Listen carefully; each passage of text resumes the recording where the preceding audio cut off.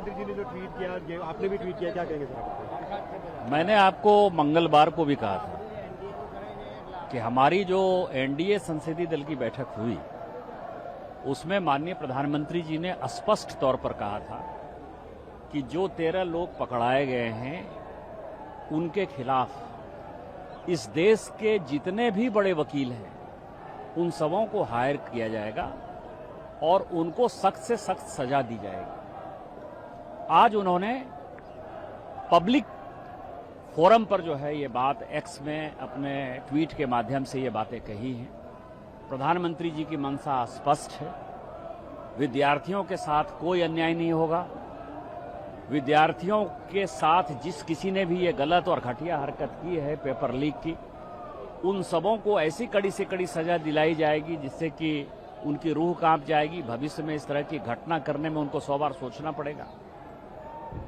लेकिन जो ये आंदोलन हो रहा है इसको भी एक बार समझने की आवश्यकता है।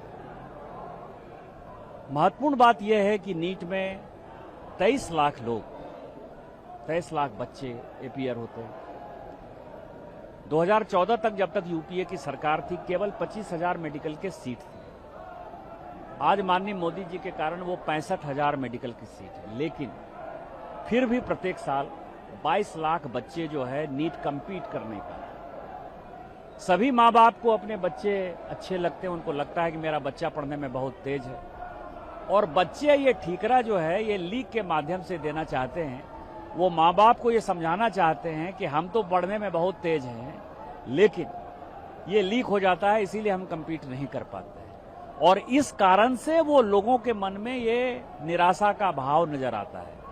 सभी गार्जियन को और बच्चों को ये समझने की आवश्यकता है कि जंतर मंतर आपका जगह नहीं है।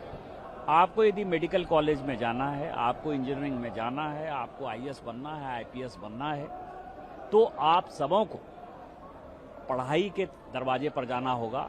1975 में जो छात्र आंदोलन हुआ, 1975 में जो छात्र आंदोलन हुआ और जिन छात्रों ने आंदोलन किया उसमें से कोई भी आदमी, कोई भी व्यक्ति 2 साल तक न डॉक्टर बन पाया, इंजीनियर, और ऐसा सिचुएशन हो गया कि वो नेता तो जरूर बन गया, कोई मुख्यमंत्री बन गया, कोई और भी बन गया, कैबिनेट मंत्री बन गया, लेकिन वो जो चाहते थे उसके माँ बाप कि डॉक्टर और इंजीनियर बने, वो डॉक्टर इंजीनियर नहीं बन पाए, उन्होंने अपनी पढ़ाई छोड़ी। मेरा उन सबों से आग्रह होगा, सारे माँ पिताजी से आग्रह होगा कि अपने बच्चों को वो घर में बुलाएं और उनको पढ़ाएं। पुलिस वालों पे अटैक भी लगातार हो रहे हैं। कल रात को भी देखा कि किस तरह से एसीपी पे अटैक हुआ।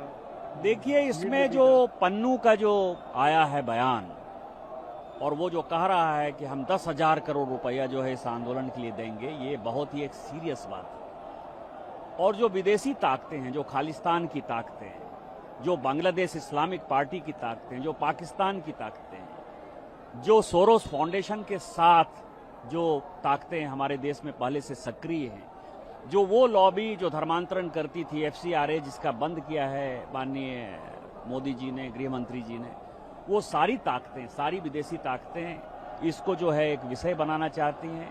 वही एक्टिव है और वो संविधान के प्रति उनकी कोई आस्था नहीं है और वो ऐसा माहौल क्रिएट करना चाहते हैं। जैसे राहुल गांधी जी गए थे प्रधानमंत्री आवास, कोई आवास पर जाता है क्या? आवास का मतलब ये है कि प्रधानमंत्री आवास पर जाकर जो है वो मैसेज देना, वो कब्जा करना चाहते थे आवास को, और डायरेक्ट तो वो 100 चुनाव हार चुके हैं, तो उनको ये लगता था इसी माध्यम से जो है वो अपना झंडा गाड़ देंगे और वही प्रधानमंत्री बनेंगे।